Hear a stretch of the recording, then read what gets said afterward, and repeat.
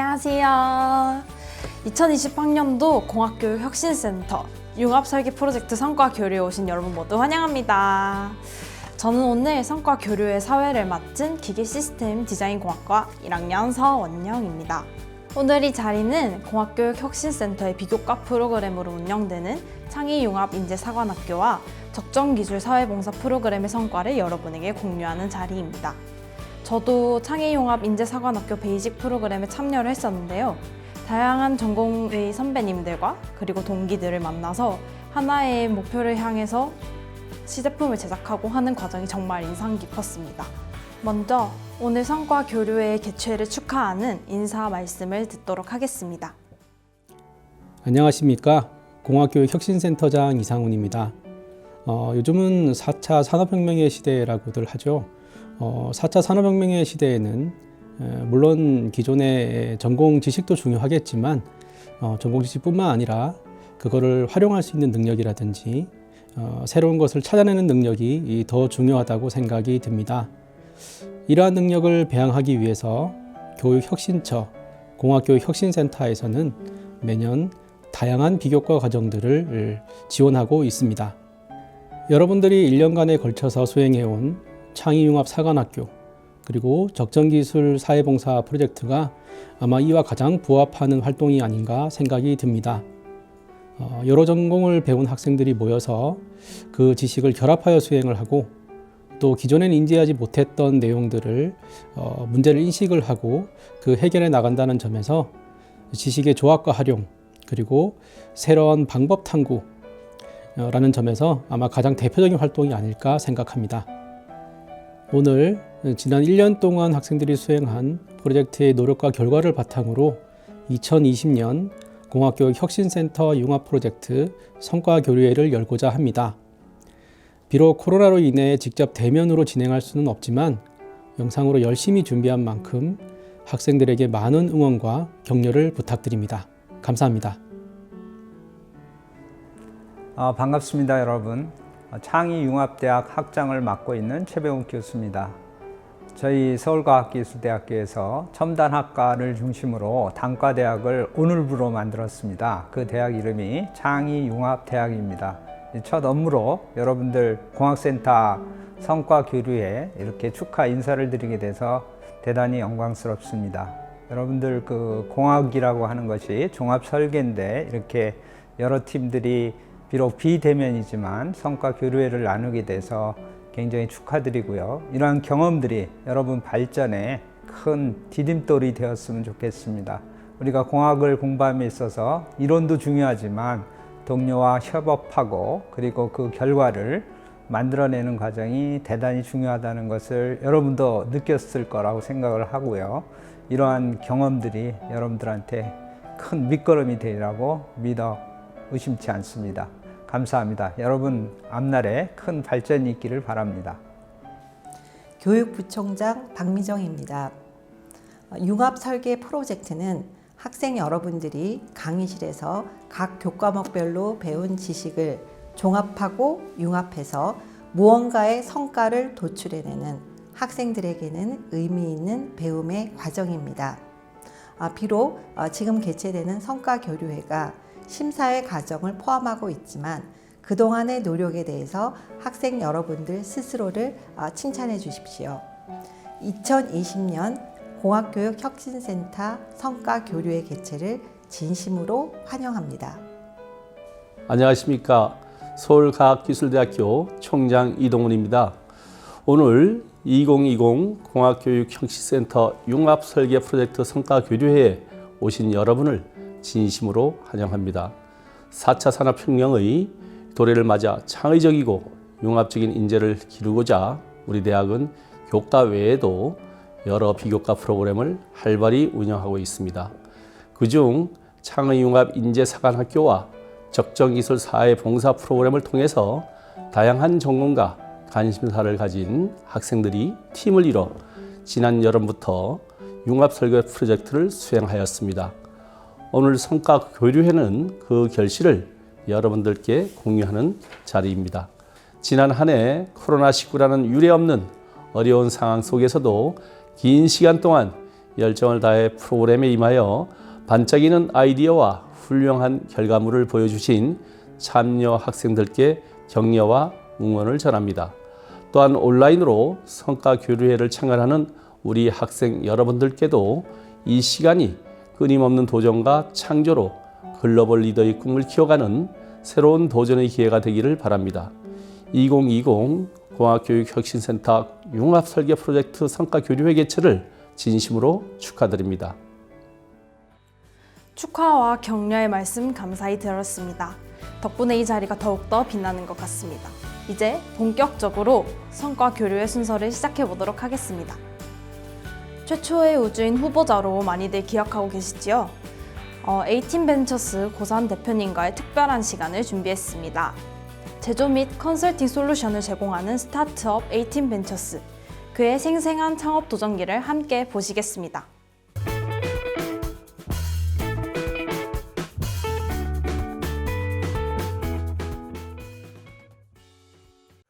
안녕하세요. 반갑습니다.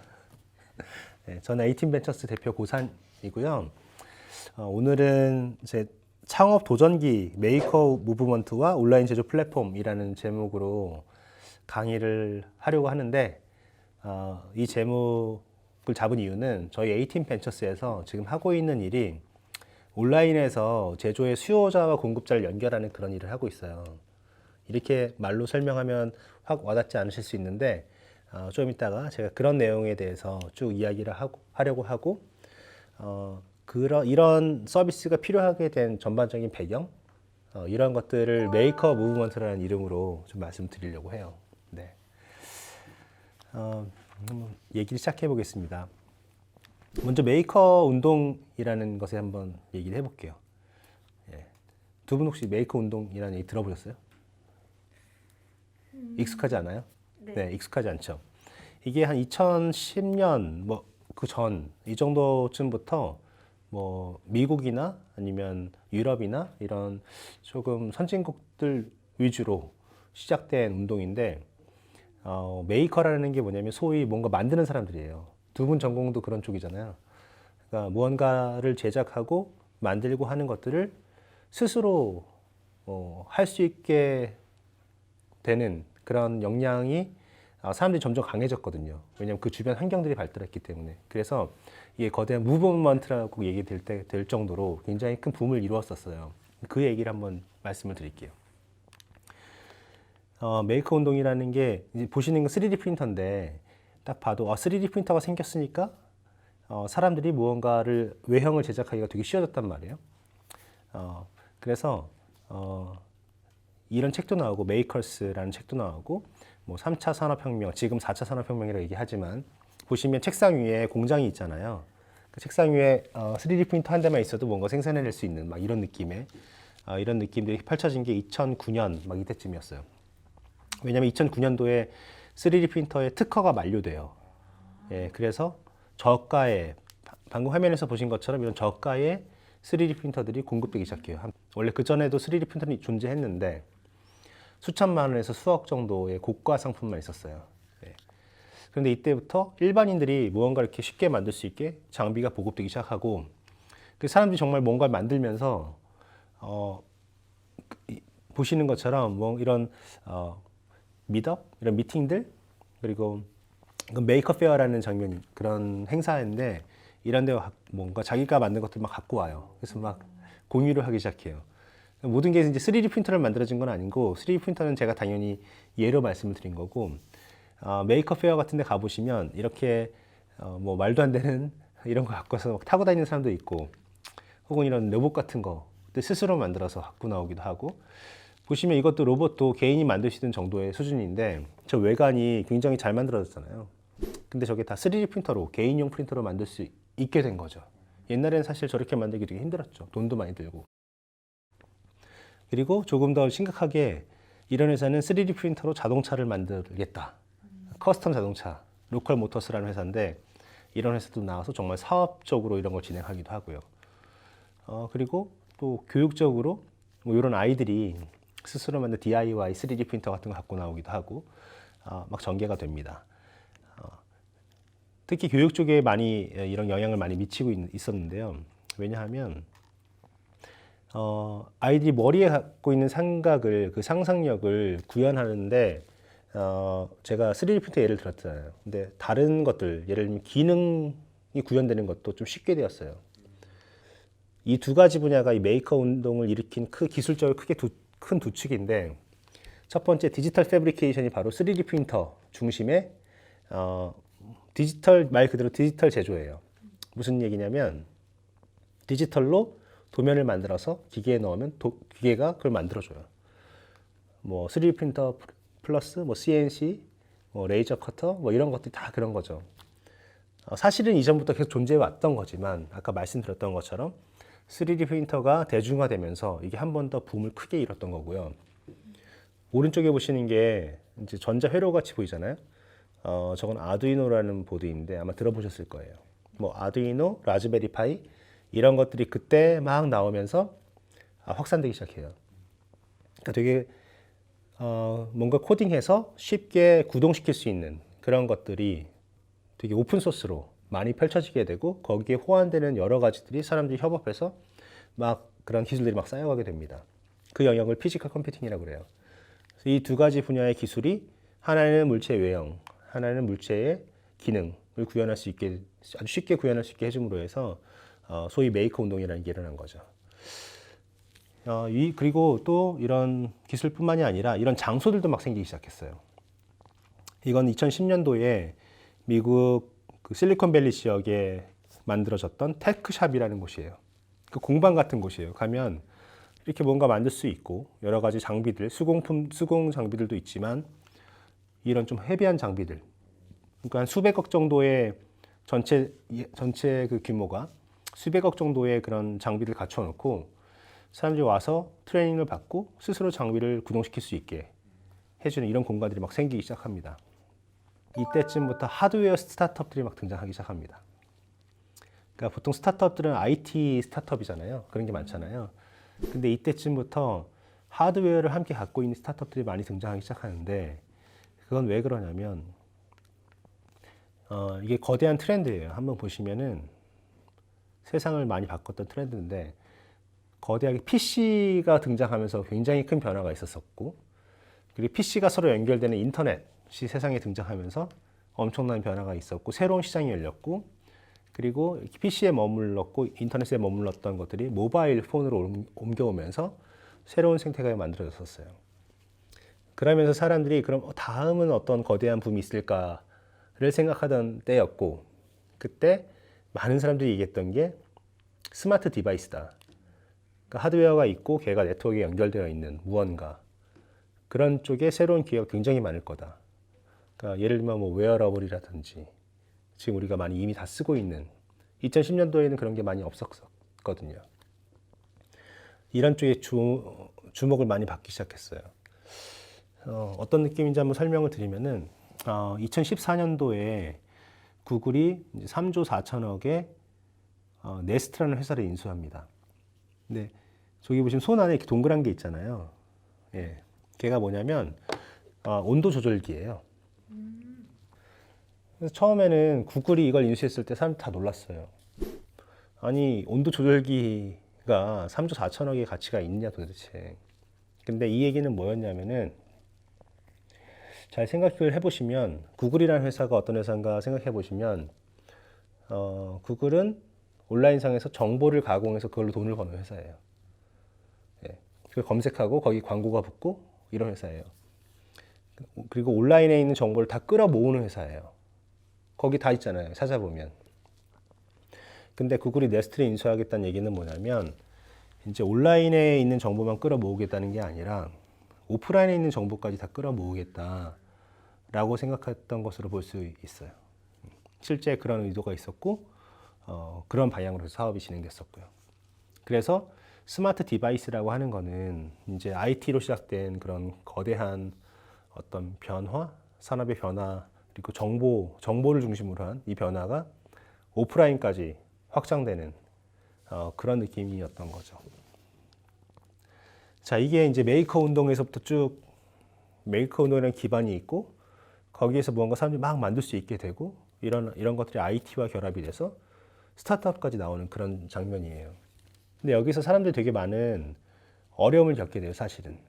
이런 엑셀러레이터를 통하면 뭐 조금 더 쉬워지겠지만 그래도 역시 하드웨어를 제조하는 건 되게 쉽지 않은 일이에요. 그래서 이 무렵에 2013년, 14년 이때쯤에 온라인 제조 플랫폼이라는 게 막 등장하기 시작합니다. 온라인에서 제조를 할 수 있게. 처음에는 어떤 모습이었냐면 3D 프린팅 중심으로 한 서비스가 대세를 이뤘어요. 뭐 온라인에서 도면 받아서 프린팅해서 보내주는 서비스 되게 직관적이잖아요. 근데 이게 등장했던 이유가 여러 분석에 따르면 그래요. 제조를 하는 사람들은 IT가 너무나 먼 남의 얘기였고 IT 하는 사람 입장에서도 제조가 너무나 먼 얘기였는데 3D 프린팅이 등장하면서 제조가 그렇게 어려운 것만 아니네 라는 생각을 가지게 됐어요. 제조가 꽤 디지털화되어 있네. 그러면서 온라인에서 도면을 받아서 프린팅을 해서 제공하는 서비스들이 등장을 했고, 근데 이런 것들이 쭉 진행을 하다 보니 그러면 어차피 도면을 받아서 만들어주는 건 똑같은데 프린팅만 해야 하냐, 이렇게 된 거죠. 그래서 점점 영역이 확장돼요. 우리 CNC도 하고 금형사출도 하고 레이저 커팅도 하고 점점점 넓혀가요. 그러면서 우리는 이제 온라인 제조 플랫폼이야. 우리는 이제 더 이상 3D 프린팅 서비스가 아니야 라고 얘기를 하게 됩니다. 이건 2019년도 초에 나온 기사인데 포브스라는 유명한 매체죠. 온라인 제조 플랫폼의 해가 될 거다 2019년이. 그러면서 한국에서도 이런 기사가 나왔었어요. 그때 제조업의 우버. 어떤 느낌인지 아시겠죠? 온라인으로 제조업체를 다 연결하는 거죠. 우버가 온라인으로 자가용 소유자들을 연결한 것처럼, 운전기사들을. 그러면서 그때 이제 이런 회사들, 조메트리, 픽티브, 플래서라 이런 회사들이 미국에 등장해서 빠르게 성장을 해갑니다. 그리고 좀 중견 기업들, 제조업을 이미 하고 있던 데들도 온라인에서 서비스를 개시하기 시작해요. 제가 이렇게 쭉 흐름을 말씀드렸는데, 이제 창업을 생각하시는 분들이나 그런 분들이 많이 있으실 텐데, 어디서 아이템을 얻나 뭐 이런 거 생각하실 수 있을 것 같아요. 근데 보면은 본인이 관심 있는 분야를 잘 들여다보면 거대한 흐름이 이렇게 보이는 것 같아요. 그런 거대한 흐름 속에서 내가 생각했을 때 다음의 미래가 이렇게 될 것 같다 라고 하면 그쪽이 새로운 기회 영역인 거죠. 제가 좋아하는 말이 하나 있는데, 미래를 예측하는 가장 좋은 방법은 그 미래를 하나 만드는 거다, 뭐 이런 말이 있어요. 그러니까 미래를 누가 만들어줍니까? 결국 사람이 만드는 건데, 그걸 뭐 구글이 만들어주는 것도 아니고 뭐 알리바바가 만들어주는 것도 아니잖아요. 누군가 모두가 만들 수 있단 말이에요. 그러니까 내가 관심 있는 영역을 관심을 갖고 좀 폭넓게 한번 들여다보시면 좋겠어요. 그러면 분명히 계속 잘 정보를 많이 얻다 보면은 첨단이 보일 거고, 그 첨단에서 앞으로 향후 5년 뒤, 10년 후의 미래가 보일 거란 말이에요. 그 미래에 자기가 깃발을 꽂고 만들기 시작하면 그 영역에 본인이 기여할 수 있고, 그런 게 뭐 사업적인 영역이건 학문적인 영역이건 충분히 가능하다. 꼭 다른 나라 사람만 하는 거 아니다. 뭐 특별한 사람만 하는 거 아니다. 이런 얘기를 꼭 드리고 싶습니다. 삼성종합기술원이나 한국항공우주연구원에서 근무를 하신 것으로 알고 있습니다. 이름 있는 연구소에서 안정적인 직장인의 삶을 두고 창업에 도전하시게 된 계기가 따로 있을까요? 그 안정적인 직장도 되게 좋은데 전혀 나쁜 거 아니고요. 그것도 좋고, 그런데 또 안정적이기 위해서만 저희가 뭐 세상에 태어나 살아가는 건 아니니까, 혹시 하고 싶은 분야가 있다면 뭐 창업하는 것도 저는 좋은 것 같아요. 근데 저는 우연히 이 창업 분야를 접하게 됐어요. 되게 우연히. 그러니까 처음부터는 창업해야겠다라고 창업을 시작한 건 아니었고, 저는 그 예전에 우주인 그 프로젝트 하고 나서 그 다음에는 과학기술 정책 분야의 일을 하고 싶었는데, 그래서 미국에 갔다가 우연한 기회에 실리콘밸리에서 그 싱귤러리티 유니버시티라는 곳에서 이 창업과 관련된 활동들을 접하게 되었는데 이거 정말 괜찮다라는 생각을 해서 사실은 한국에서 창업을 지원하는 비영리 법인 타이드 인스티튜트라는 곳을 먼저 시작을 했었어요. 근데 옆에 창업을 하는 사람들 계속 보니까 이 창업이라는 게 되게 멋지다. 그러니까 어떤 면에서 그러냐면 단순히 돈만 벌기 위해서 하는 건 아니고 물론 돈이 중요해요. 왜냐하면 자기가 생각했던 게 계속 지속되려면 지속 가능하려면 돈을 벌어야 돼요. 근데 창업이라는 게 어쩌면 자기가 가지고 있는 그런 비전, 꿈 이런 것들을 세상에 투영시켜 볼 수 있는 도구구나. 되게 멋진 일이다. 나도 기회가 있으면 해보고 싶다라고 했는데 그 당시에 3D 프린터라는 기회가 있어서 창업을 시작하게 되었습니다. 벤처 대표는 모든 직원들과 직접 소통하고 협업을 해야 하는데 대학교 학생들이 흔히 하는 말 중에 하나가 팀 프로젝트는 지옥이다, 타인은 지옥이다 이런 말들을 많이 하는데 팀워크를 유지하고 향상시키는 대표님만의 비법이 따로 있을까요? 팀 프로젝트가 왜 지옥이에요? 다른 학생의 의견을 듣고 수렴하는 과정이 힘들기 때문이라고 생각을 합니다. 오히려 팀 프로젝트가 더 힘들 수도 있을 것 같아요. 왜냐하면 이거는 이미 그러니까 팀 프로젝트는 어떻게 보면은 비자발적으로 구성된 팀이잖아요. 네. 뭘 해야 되니까 과제가 주어졌으니까 해야 되는 거고 더 능동적이지는 않죠. 능동적으로 팀을 구성한 건 아닐 거잖아요. 만약에 가능하다면 능동적으로 팀을 구성하면 더 나을 것 같긴 해요. 왜냐하면 적어도 스타트업은 다른 기회가 있어도 그걸 포기하고 온 사람들이기 때문에 이걸 하기 위해서 그 면에 있어서 누가 시켜서 한 건 아니거든요. 본인이 선택한 거고 다른 기회 비용을 내고서라도 이걸 온 거니까.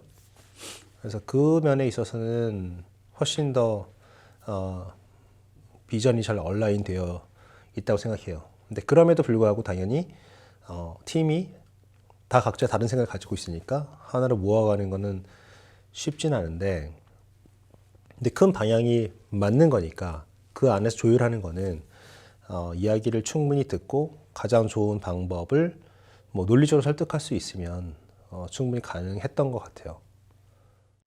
이번엔 창업 관련된 질문 드리려고 하는데요.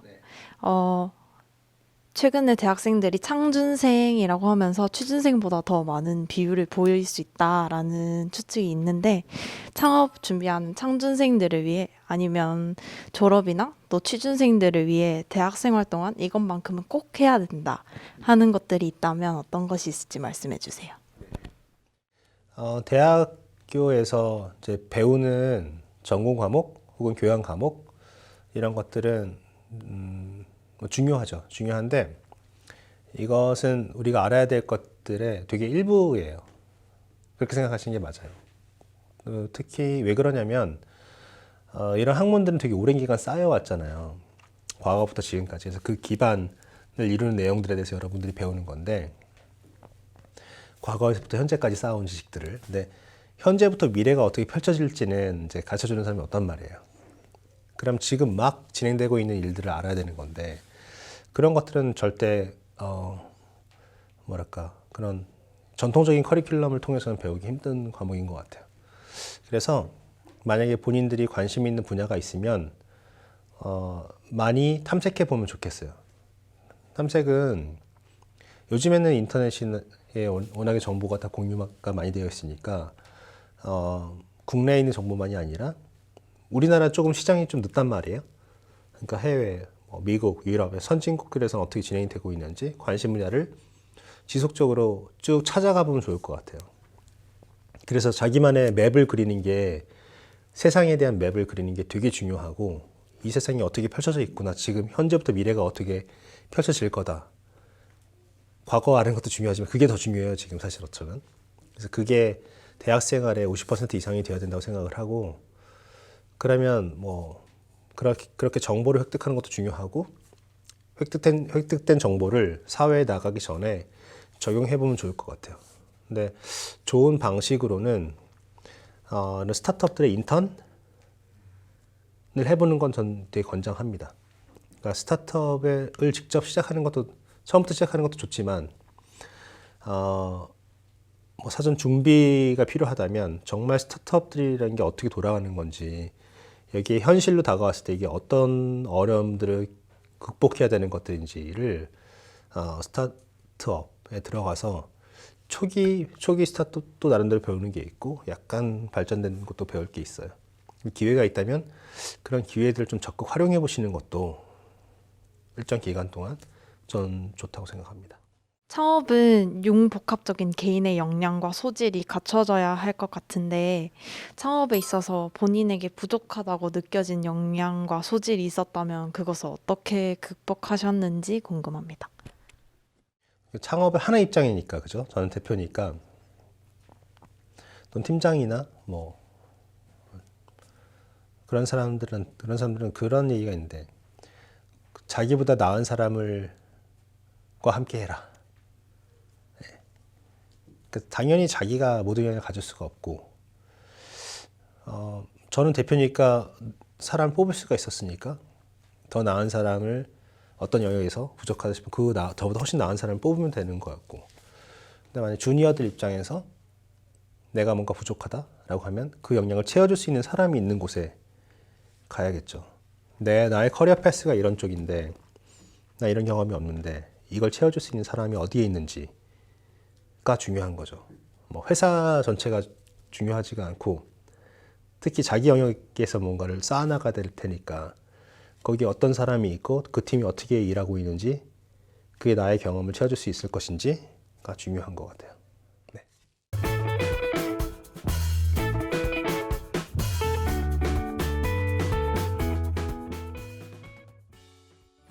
네, 특강 너무 잘 들었습니다. 실은 제가 초등학교 시절부터 고산 대표님의 엄청난 팬이었거든요. 제가 지금 이 자리에 서 있을 수 있는 것도 고산 대표님의 열정을 닮고 싶어서가 아닌가 생각해 봅니다.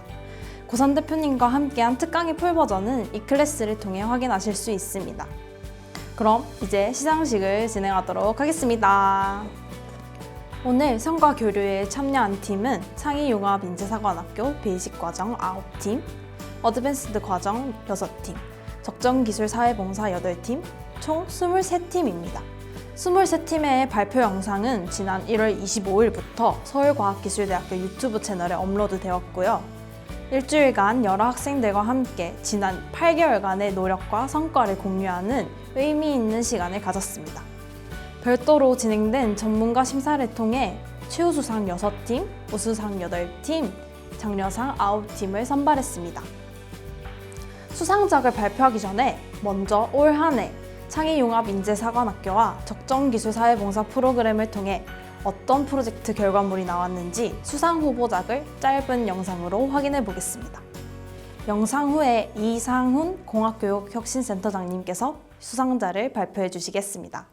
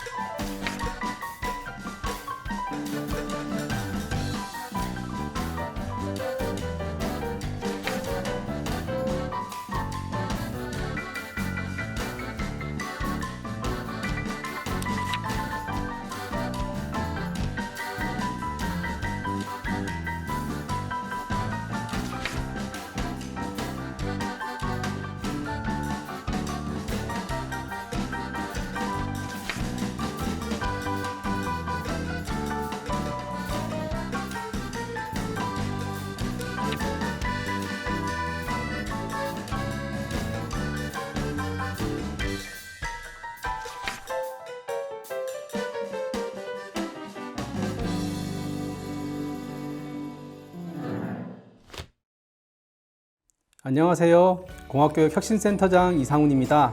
수상자를 발표하기에 앞서서 지난 8개월 동안 멋진 아이디어를 내고 그걸 끝까지 포기하지 않고 완성시켜준 모든 학생들에게 감사의 말씀을 드립니다.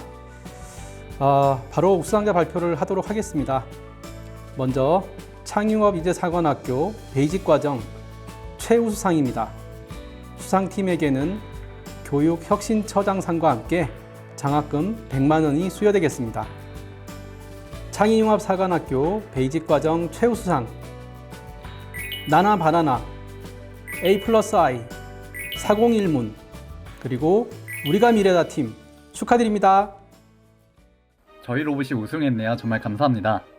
함께 같이 했던 팀원들, 많은 도움을 주신 멘토님, 이 로봇을 만드는데 물씬양면 도와주신 채용원 담당자님께 정말 감사의 말씀드립니다. 앞으로는 이 로봇을 계속 발전시켜서 실생활에 정말 쓸 수 있는 서비스 로봇을 세상에 선보이는 것이 저희의 목표입니다. 저희 우롱봇 많이 응원해주세요. 감사합니다.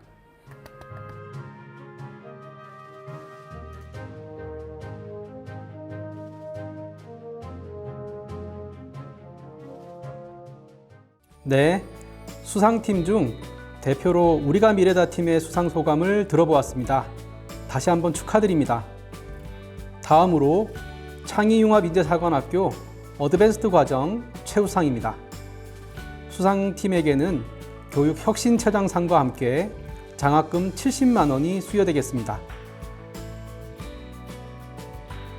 창의융합인재사관학교 어드밴스드 과정 최우수상 널팀 축하드립니다.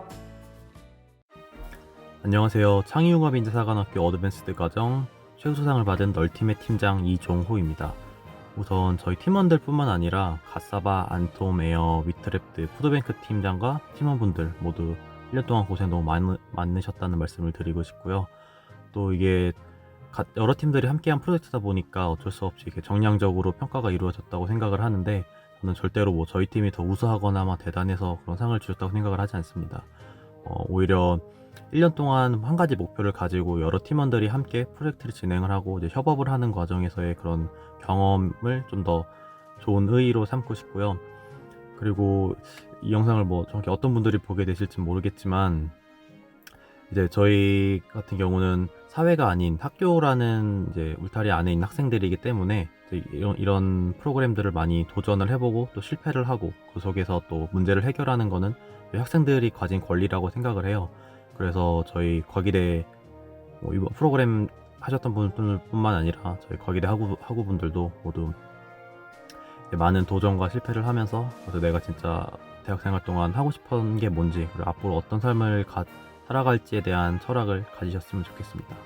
그리고 마지막으로 저희 공학교육혁신센터 직원분들께도 너무 감사의 말씀을 드리고 싶고, 저희 교직원분들 되게 학생들을 위해서 많이 친절하게 해주시는 분들이니까 거기도 되게 좋은 프로그램도 정말 많거든요. 그래서 다른 프로그램들도 많이 참여하셔서 좋은 경험과 성과, 그리고 이 그 외에 기타 부수적인 금전적인 부분도 많이 얻어가셨으면 좋겠습니다. 네, 감사합니다.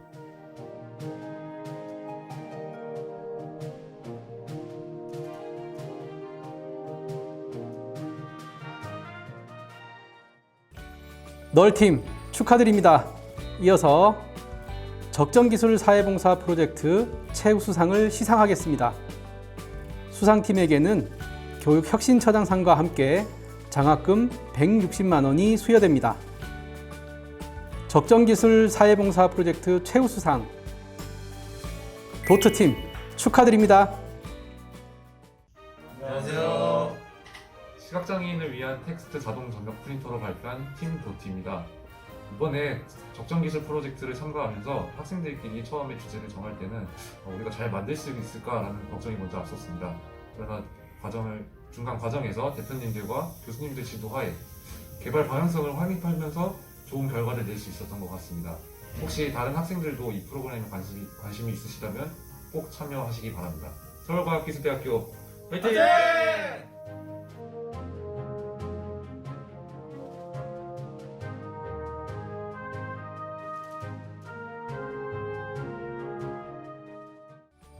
8개월간의 긴 여정을 마친 여러분들 모두 축하드립니다. 오늘 수상한 모든 팀들 다시 한번 축하 말씀드리고 고생 너무 많으셨습니다. 수고하셨습니다. 2020 공학교육 혁신센터 융합 설계 프로젝트 성과 교류에 함께해 주신 모든 분들께 감사의 인사를 드립니다. 이상으로 오늘 순서를 모두 마치겠습니다. 저는 사회를 맡은 기계시스템 디자인 공학과 서원영이었습니다. 감사합니다.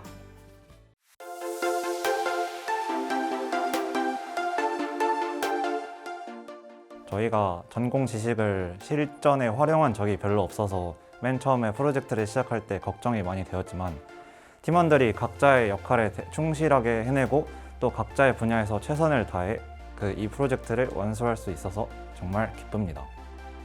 코로나가 심해지는 상황 속에서 팀원들과 끝까지 마무리하였던 점에서 굉장히 뜻깊었던 시간이었습니다. 코로나로 인해 서로 얼굴 보기도 어렵고 함께 같은 자리에서 회의하기도 어려웠지만 아주 오랜 시간 동안 박주부라는 하나의 어플을 완성시키기 위해 모두 노력한 시간들 덕분에 지금의 발표가 있지 않나 생각합니다. 캡스톤 프로그램을 비교과 형식으로 타 학과 학우들과 진행한다는 점이 흥미로웠으며 한 학기 정도 되는 기간 동안 전공 지식 외에도 다양한 지식을 학습할 수 있는 좋은 기회였습니다. 다양한 학과 학생들과 하나의 프로젝트를 완성할 수 있었던 점이 의미 있었습니다. 저희가 그저 생각만 하고 있었던 아이디어를 밖으로 표출하게 되는 값진 경험이었다고 생각합니다. 저희 팀이 이 제품에 대한 아이디어를 내는데 많은 부분이 힘들었었는데 팀원들과 함께 생각해서 환경오염을 줄일 수 있는 새로운 방안을 제시한 것에서 많은 보람을 느꼈고 또 많은 성취감이 있었던 것 같습니다. 저희가 평소에 가지고 있던 아이디어를 실험을 통해 직접 제작할 수 있는 좋은 기회가 되었습니다. 이번 활동을 통해 혼자서는 할 수 없었던 실험을 다른 학과 조원들과 함께 할 수 있어 좋았습니다. 학생이 특허를 출원하기 쉽지 않았는데 좋은 기회를 통해서 기술 전문가님과 변리사님을 만남을 통해 특허를 출원할 수 있게 되어서 매우 영광이라고 생각합니다. 다른 경진대회 같은 것과 달리 변리사님과 팀별로 1대1로 멘토링을 받는 과정이 있어서 특허에 대해서나 저희가 저희 프로젝트 내용을 실질적으로 사용할 수 있을까에 대한 피드백을 받을 수가 있어서 좋은 경험이었던 것 같습니다. 이번 프로젝트를 통해 1차 모형 정도의 수준을 시제품을 제작해보는 단계까지 갈 수 있었습니다. 더불어 팀원들과의 협업의 중요성도 잘 깨달을 수 있었고 변리사 멘토링을 통해 특허 출원이 가능한 정도까지 발전시킨 데 그 의의가 있다고 생각합니다.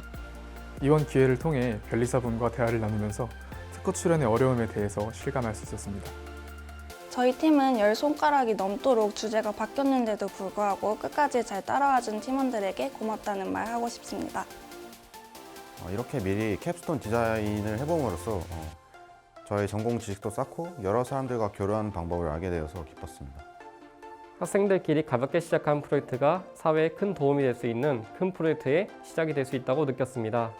이전까지는 주어진 문제를 풀기만 하고 직접 해결 방안을 모색해 본 적이 없었습니다.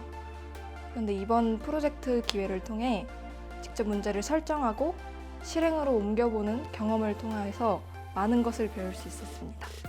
코로나로 인해 힘든 상황이었지만 저희 팀은 만족스럽게 활동을 한 것 같습니다.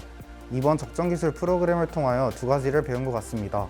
첫 번째는 더 잘할 수 있을 것 같은 자신감과 두 번째는 더 잘하고 싶다는 욕심을 갖게 되었습니다. 적정기술에 대한 간접적인 체험할 수 있어서 좋은 시간이 됐고 기술 외에도 고려해야 할 다양한 요소가 있다는 것을 알게 되어서 뜻깊은 시간이 된 것 같습니다. 처음에 이 프로젝트를 진행할 때 지역사회의 문제점을 사실 도출해내는 것부터가 힘들었는데 조금 더 관심을 가지고 찾아보다 보니까 제 주변에도 많은 문제점이 있었고 이를 해결하는 과정에서 많은 뜻깊은 시간을 보낼 수 있었고 또한 실제 유저들의 반응을 받다 보니 좀 더 사명감을 가지고 이 프로젝트를 진행할 수 있게 되었습니다.